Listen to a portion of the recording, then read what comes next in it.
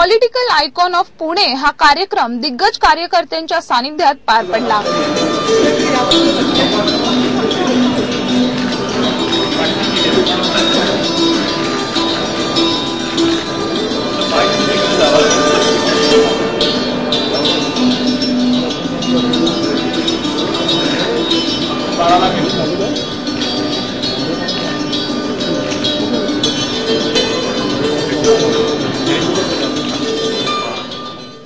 राजकारण म्हणजे कूटनीती असा समज सध्या सर्व स्तरात झालेला आहे।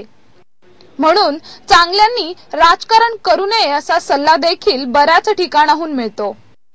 पण खरं तर तरुण जोपर्यंत राजकारणात येणार नाहीत तोपर्यंत देश महासत्ता होणार नाही असा सूर या चर्चासत्रात रंगला।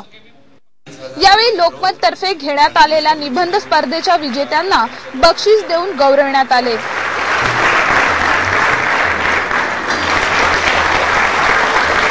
अशोक काटकर ठाणे,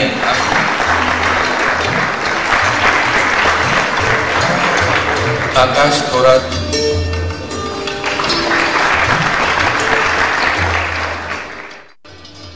पंचावन्न व्यक्तिमत्वावर लिहिलेल्या लेखांचं पुस्तक पॉलिटिकल आयकॉन ऑफ पुणे याचं प्रकाशन करण्यात आलं।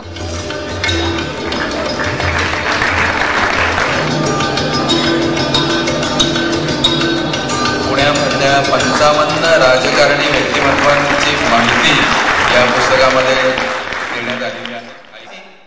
निखिल वागळे यांच्या खास शैलीने तरुणांनी राजकारणात यावं का हा चर्चासत्राचा कार्यक्रम खेळीमेळीत पार पडला। तरुणांनी राजकारणात यावं का इतका साधा होतो, पण तरुणांनी राजकारणात यावं का यापाठी खूप काही दडलेलं आहे।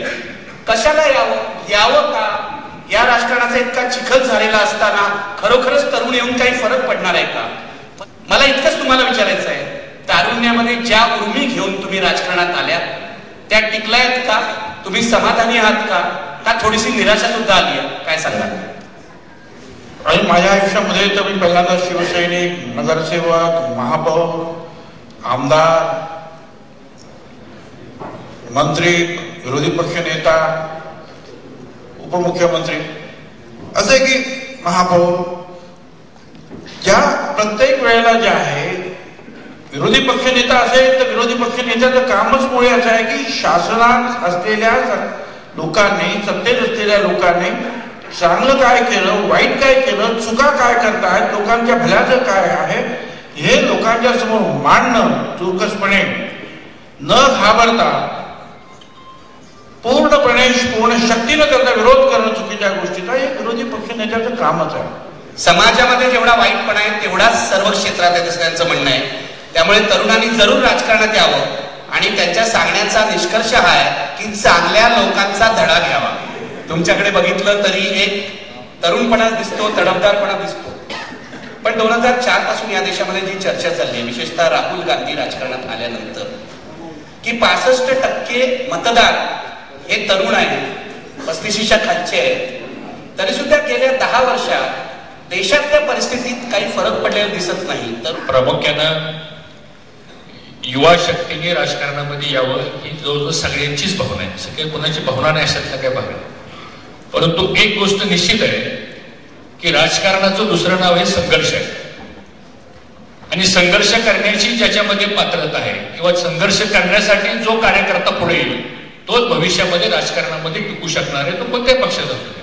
खरं म्हणजे युवा शक्ती म्हणजे 1 मिनिट फक्त मला भूमिका मांडायची, युवा शक्ती ही खरं म्हणजे अणुशक्ती असण्यासारखी ही शक्ती। आता ह्या अणुशक्तीचा वापर आपण कसा करायचा? अणुशक्ती निर्माण करण्यासाठी सुद्धा आपण वापरू शकतो आणि अणुशक्ती अणुबॉम्ब करण्यासाठी सुद्धा वापरू शकतो। मला असं वाटतं ह्या देशामध्ये गरज आलेली आहे ती युवा शक्ती ही अणुशक्ती म्हणून ह्या देशाच्या विकासासाठी ही शक्ती पुढे आली पाहिजे आणि यासाठी आपण प्रयत्न केला पाहिजे असं माझं